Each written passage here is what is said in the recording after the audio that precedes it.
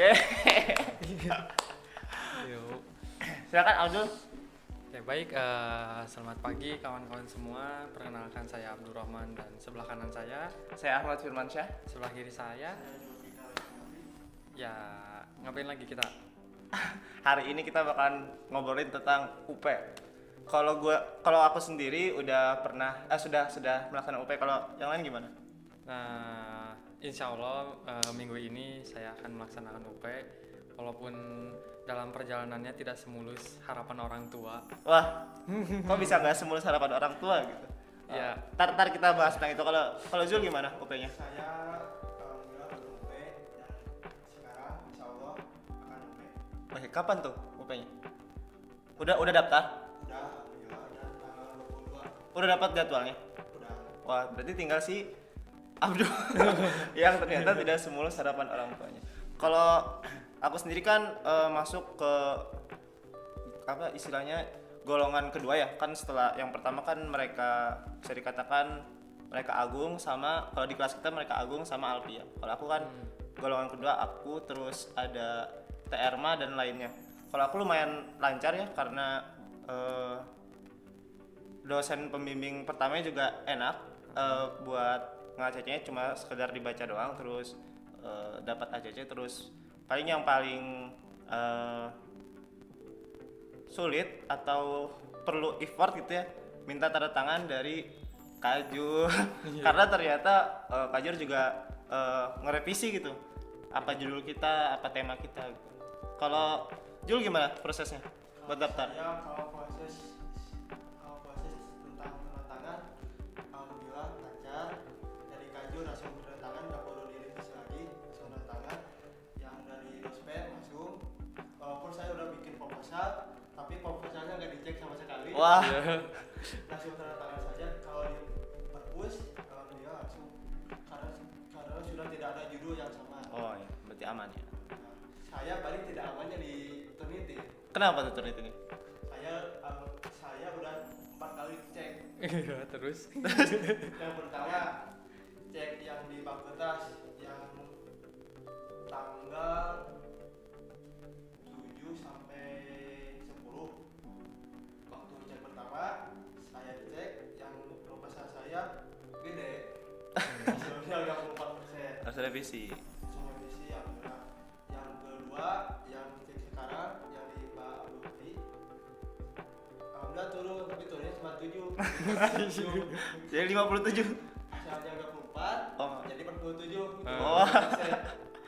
Di situ saya merasa, aduh gimana ya, padahal saya mau UP nih. Iya. Pengen cepet ya gitu ya. Iya, dikejar. Tapi ada kendala di Turnitin karena persyaratan UP di Salam harus Turnitin 35% maksimal. Ya.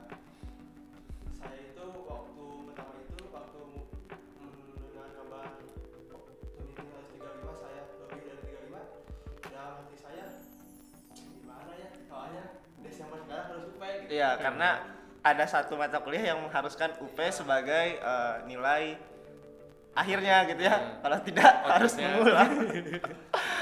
Kalau Abdul gimana nih? Nah, Yang ini belum Abdul. daftar sama sekali tuh gimana tuh? Nah, sebenarnya dari idenya sendiri memang cukup asing gitu di kalangan Emang idenya apa? tafsir. Nah, kan orang lain tuh meneliti tentang tafsir gitu Ya. kan. Terus tokoh-tokoh ataupun karyanya bagaimana. Nah, saya sendiri jauh melintas jurusan tafsir sebenarnya ya. Jurusan apa jadinya? Jadi ini teknik informatika. Ya, saya terjangkit gitu ya, termotivasi untuk membuat aplikasi yang berkaitan dengan Al-Quran gitu kan.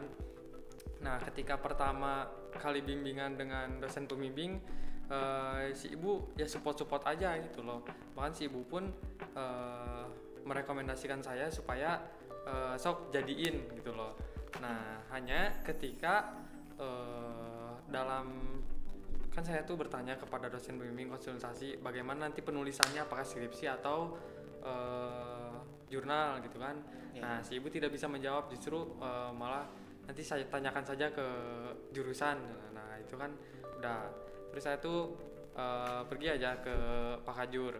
Nah, ketika di Kajur sama welcome sekali, cuman Pak Kajur sedikit menekankan ada nggak yang sedikit ke tafsirnya gitu, nggak terlalu Aplikasi doang, aplikasi tuh. ya Al-Quran doang. aplikasi, terlebih kan saya aplikasinya mengenai tahfiz Ya, gitu oh loh. iya. Kan gimana gitu, ada Iya. kurang-kurangnya. Iya.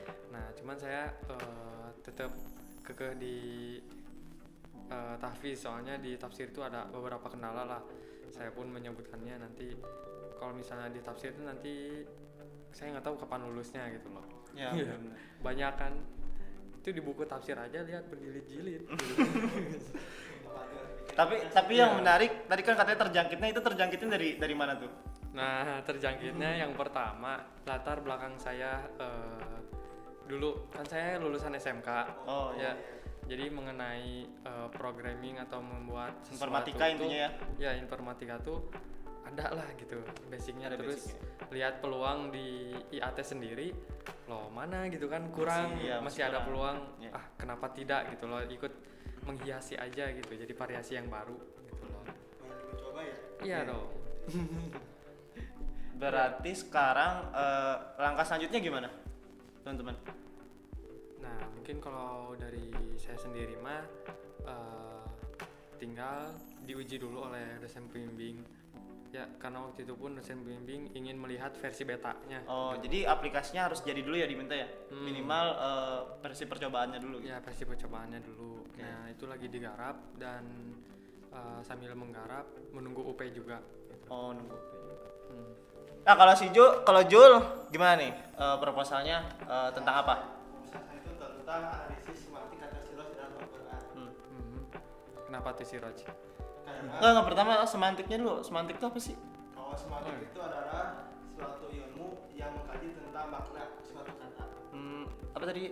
Semantik kata Siros. Sirojnya kenapa milih siroj?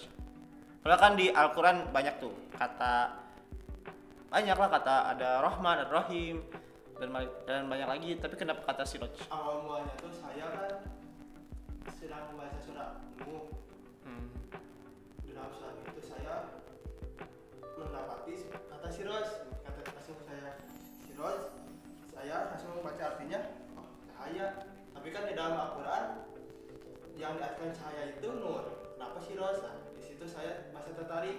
Bahkan di dalam Al-Quran juga kata siros, kata cahaya yang artinya cahaya itu disebutkan dibagi menjadi 3 kata, yaitu kata siros, nur dan cahaya. Dan bahkan ada suatu penafsiran yang menyatakan bahwa kata siros itu ditujukan kepada Nabi Muhammad karena Nabi Muhammad itu sebagai penerang bagi umatnya dari bahasa Yahyuya ke bahasa Yang sekarang ya. sekarang. Oh, jadi ada 3 ya di Al-Quran, ada siroj, ada nur, ada Iya. dia. Oh, tapi kenapa siroj termasuk cahaya? Padahal nur yang sering kita dengar kan, nur kalau cahaya, tapi siroj juga cahaya yang gimana kan? Ya. Oh, jadi pakai semantik ya, teori semantik buat meneliti kata siroj gitu. Menarik. Tapi kalau kesan dan pesannya selama ini, selama mengerjakan proposalnya gimana? Kalau saya kesannya yang pertama paling kalau soal tentang tanda tangan alhamdulillah lancar. Dari Kajul langsung di tanda tangan, nggak perlu direvisi lagi. Yang dari dospem saya pun udah membuat proposalnya tapi gak dicek sama sekali. Iya. Cuma tanda tangan aja. Yang ketiga yang dari perpus alhamdulillah langsung di tanda tangan karena di perpus itu tidak ada judul yang sama. Oh ya. Paling saya terhambat dari Turnitin aja. Turnitin terhambat, kenapa turnitinnya tuh? Saya kan udah 3 kali ngecek Turnitin. Ya. Yang pertama yang di waktu fakultas membuka gelombang pertama. Setelah saya cek hasilnya tidak sesuai dengan harapan. Berapa tuh? Kalau hasilnya tuh 54. Lambat. Jauh kan? Jauh. Karena maksimal itu 35%. Iya, Ya, 35% bisa. maksimal. Saya cek lagi yang tahap kedua, alhamdulillah turun. Turun. Itu aja cuma 7%, 97. Masih kurang. Masuk kurang 12 lagi. Saya tadi waktu itu saya rasa frustasi gitu. Saya kan mau UP, Iya. kenapa kok dihambat sama Iya. Turnitin gitu. Jadi saya bahasa tidak